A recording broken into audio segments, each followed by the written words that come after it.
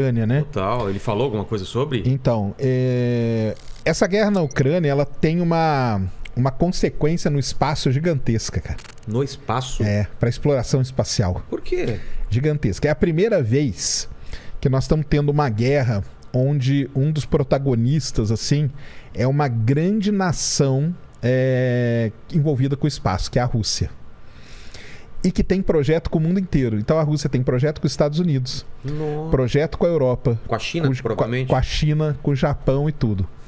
E lá na Rússia você tem um negócio que chama Roscosmos, que é a NASA russa. Como chama? Roscosmos. Roscosmos. Roscosmos é a NASA da Rússia. E o chefe da Roscosmos chama Dmitry Rogozin. Esse cara, ele não é um técnico do setor espacial, longe disso. Ele é político, ele foi já do Putin ali, foi tipo vice alguma coisa. Esse cara é meio KGB, meio tal. Virou chefe da Roscosmos. Cara, e ele comprou, o pessoal que não acompanha esse meio espacial, né? Não deve estar sabendo, mas ele comprou mais esse lance da guerra do que o próprio Putin, cara. Ele vestiu a camisa mesmo? Vestiu a camisa, tanto que assim, logo que começou a guerra, ele já foi no Twitter, ele trocou o perfil dele, as fotinhos, colocou ele vestido de militar com uma ogiva nuclear atrás. Nossa, o cara não tá começou brincando, assim, né? Já começou assim o Rogozin. E aí ele começou primeiro metendo pau lá nos Estados Unidos, lógico, né? Quando começaram a fazer as sanções contra a Rússia, sei, ele meio que tomou a linha de frente ali e começou a falar assim, ó, tomem cuidado, cara, porque a gente tá lá na estação espacial, e se eu tirar minhas partes, tirar as partes da Rússia ali, e se a estação espacial cair nos Estados Unidos, vocês vão gostar? E se ela cair em outro país e vocês forem responsáveis, vocês vão gostar? Então ele participou de um podcast na Rússia lá, famoso lá, eu não sei falar o nome não, desculpe que é em russo, tá, pessoal? Alguma coisa assim. É isso aí.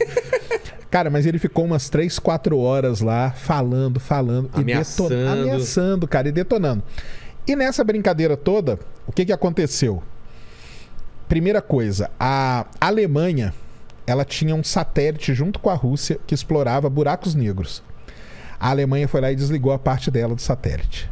O quê? A Rússia, ela vende motores, um determinado tipo de motor de foguete que é usado pelos foguetes americanos, é vendido pela Rússia. O Rogozin foi lá e falou, não vendemos mais. Não damos mais suporte para o que já está lá. Entendi. E não vamos vender mais nenhum. Aqui na América do Sul, aqui na Guiana Francesa, tem uma base de lançamento, é de Kourou, onde tinha russos, porque o foguete Soyuz, uma versão do Soyuz era lançada daqui. O Rogozin mandou todos os russos voltarem e ir embora para a Rússia, deixou aqui.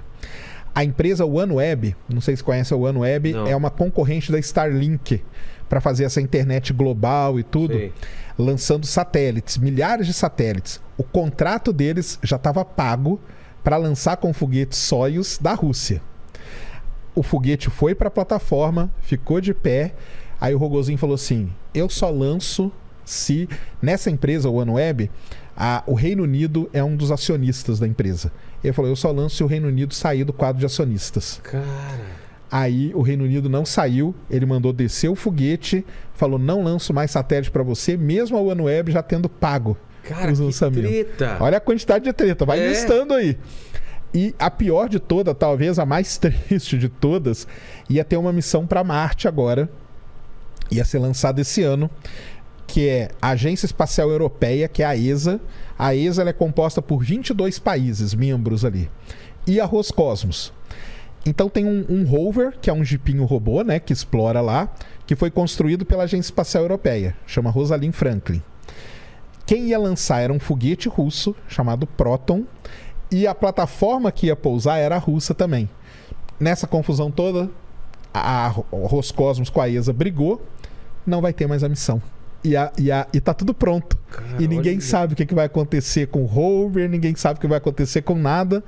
Tudo por conta da guerra.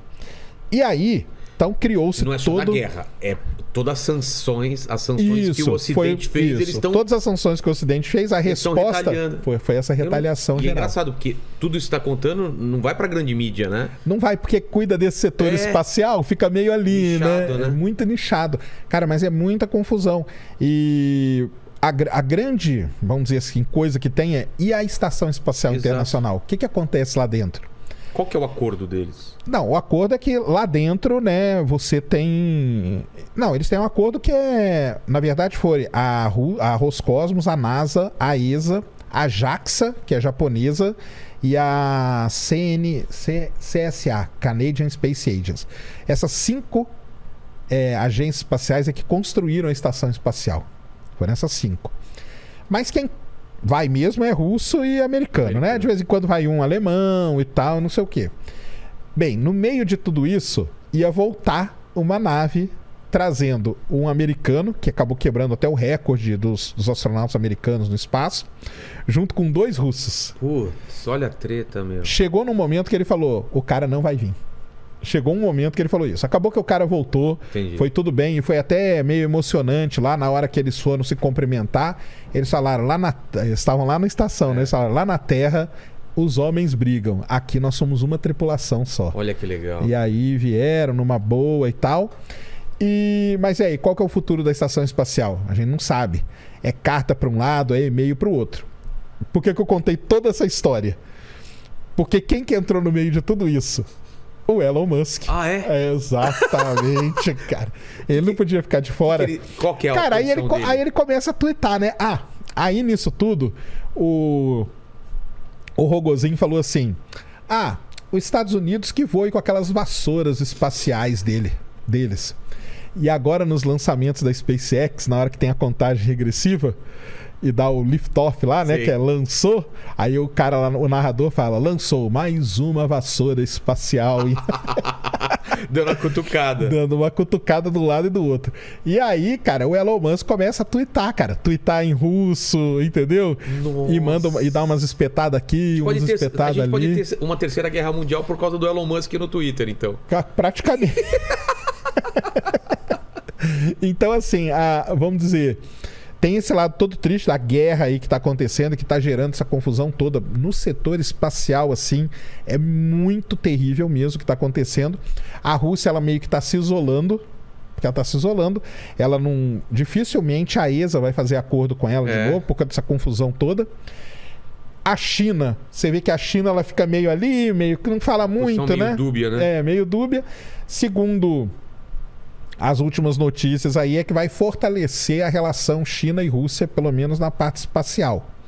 Mas cria uma confusão, né, cara? Agora vamos ver como vai ser o desenrolar aí de tudo isso, né? Total. Para poder entender como que vão ficar as coisas. Mas foi aí passando os momentos tensos aí, viu? Mas é engraçado que eu tinha uma ideia de que a Rússia estava totalmente defasada. Então ela ainda tem tecnologia de ponta. Não, ela é muito boa. Na parte espacial. Poxa. É mesmo?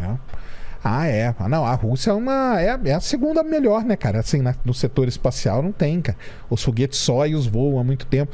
A Rússia ficou 11 anos, que é só ela que levava astronauta para o espaço, cara. E por que isso? Até porque os Estados Unidos, em 2011, aposentou os ônibus espaciais. Sem ter um backup de outra tecnologia? Sem ter um backup, mas querendo investir em empresas. E aí que entra a SpaceX na história e a Boeing também para desenvolver as coisas e tal. Só que foram 11 anos até a SpaceX lançar o ano passado, né, o foguete com os astronautas de novo. Nesse período, os Estados Unidos lançavam astronauta para o espaço pagando assentos na nave Soyuz da Rússia. Olha.